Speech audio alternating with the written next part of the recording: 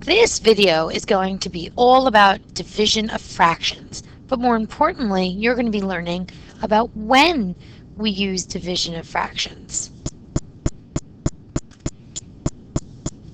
So how do we know if this is a division problem in the first place? Well, let's look at a typical problem. Suppose you have a 2.5 pound package of ground beef and you want to make 1/4 pound hamburger patties for dinner.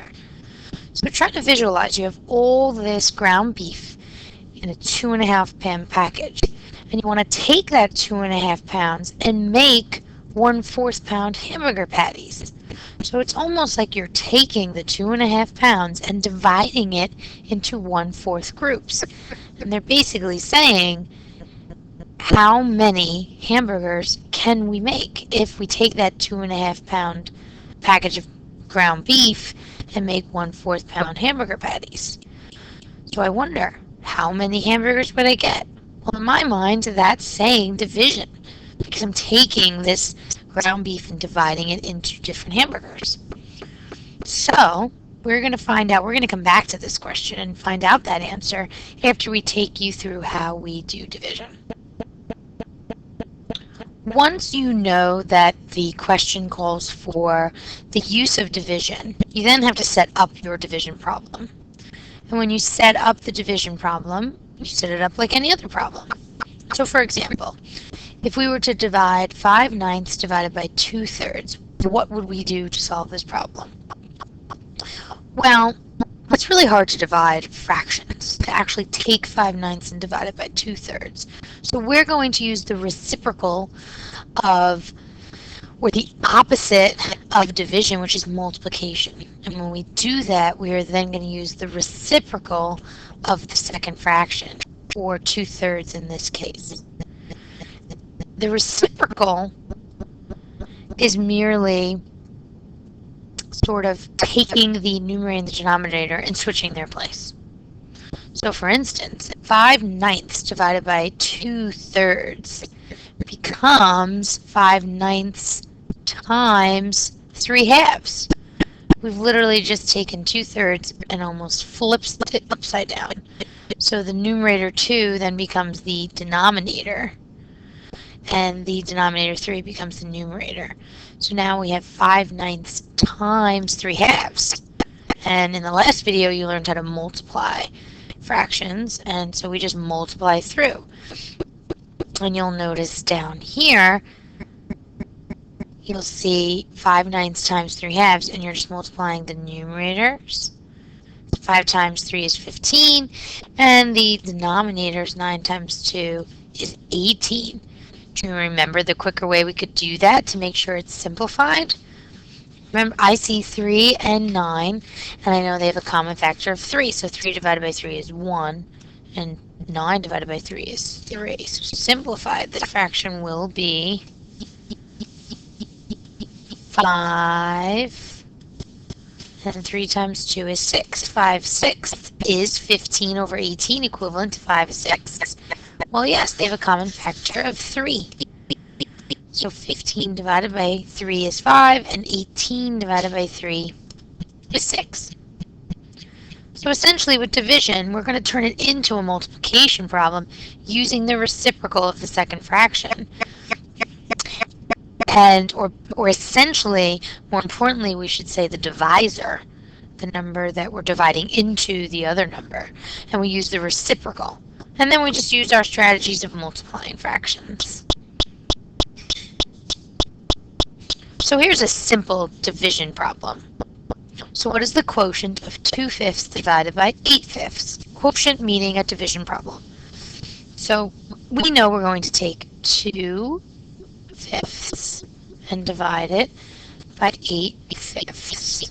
I'm going to use the opposite of division, and I'm going to use multiplication. And then I'm going to take the divisor and use the reciprocal. So if I have 2/5 and I'm dividing it by 8/5, 8/5 is my divisor. And I'm going to use the reciprocal of that. So I keep 2/5 the same. Instead of division, I'm going to use multiplication. And instead of 8/5, I'm going to use the reciprocal 5/8. I just flip the denominators and the numerators, and then I multiply across. 2 times 5 is 10, and 5 times 8 is 40. 10/40ths, they have a common factor of 10, and I can make it into 1/4. So 2/5 divided by 8/5 gives me 1/4. Do you know how we could check this problem? Think about it for a minute. I wonder if I know that 2/5 divided by 8/5 equals 1/4. In any division problem, what could I do to check it? We'll come back to that. Okay, so have you thought about what you could do to check your answer? We noticed that 2/5 divided by 8/5 is 1/4. Well, with any division problem, how could you check it? For example, if I had 10 divided by 2 equals 5, I know I could do 5 multiplied by 2 and get 10. So in this situation, I could do 1/4 times 8/5, and what should I get? I should get 2/5. So let's check this out. 1 times 8 is 8, and 4 times 5 is 20. Wait a minute. I don't get 2/5. Oh, I see. 8 and 20 have common factors, which means I could simplify 8/20ths. I wonder what their greatest common factor would be. Oh, it would be 4. So 8 divided by 4 is 2, and 20 divided by 4 is 5. Look at that. I get my 2/5. So just as a side note, whenever you have a division problem, you could always check it with multiplication. All right, we're on a roll. Let's do some more problems. Let's look at this one. Dylan divided a 3 1/3 pound bag of pears among his 5 friends. How many pounds of pears did each friend receive? So I know this is division, well, besides the fact that it says divided, but I can see that if he has a 3 1/3 pound bag and he wants to share with 5 friends, he's taking that 3 1/3 and dividing it into 5 groups. So what would that give us? Well, I've got mixed numbers here and whole numbers. We're going to have to use the knowledge we've learned in previous lessons to help us simplify this problem. So 3 1/3 divided by 5. Well, I know I have to change 3 1/3 into an improper fraction.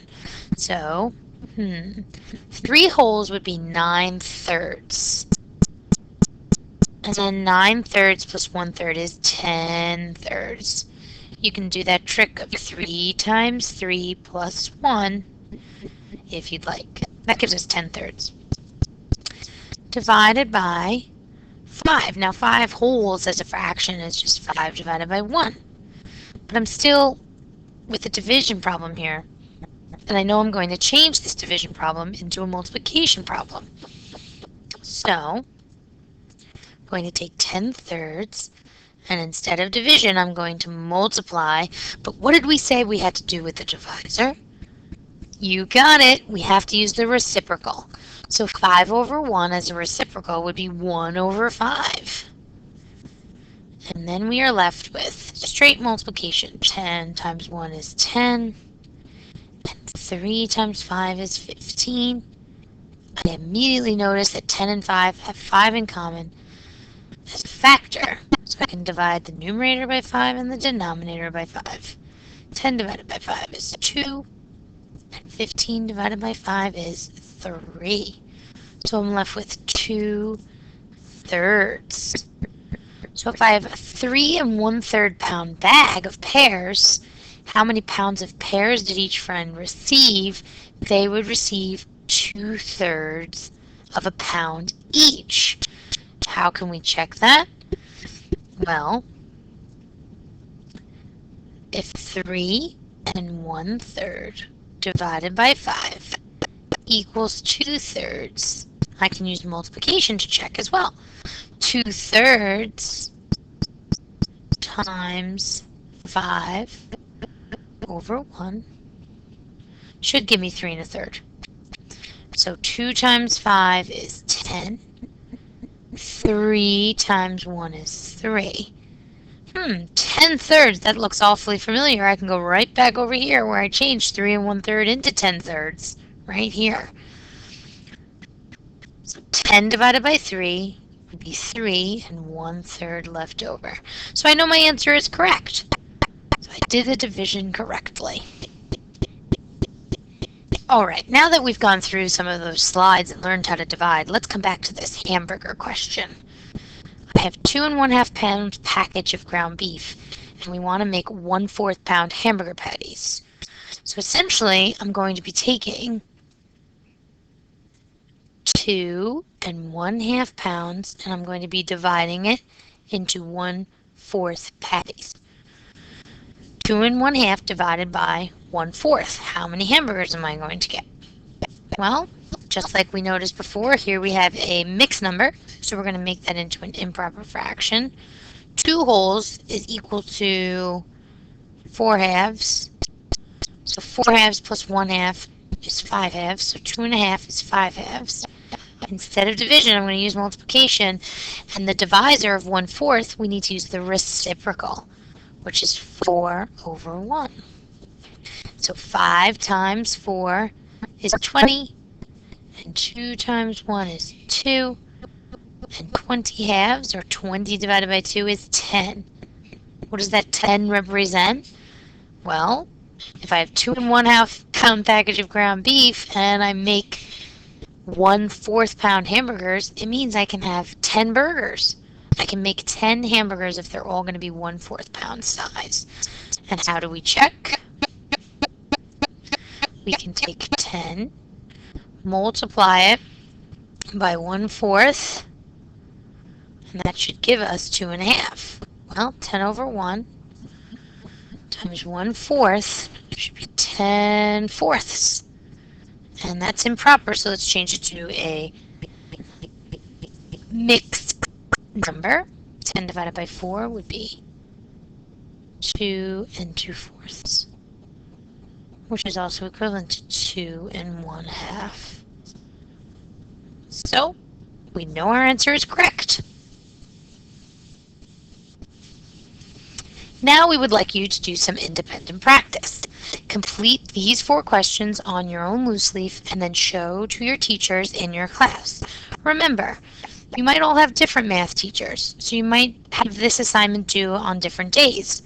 But when your teacher says to complete the independent practice on the video, this is the kind of slide they mean. So anytime you see independent practice without the answers given, you're expected to bring it into class. Hope you've enjoyed this video, and I hope it's useful to you.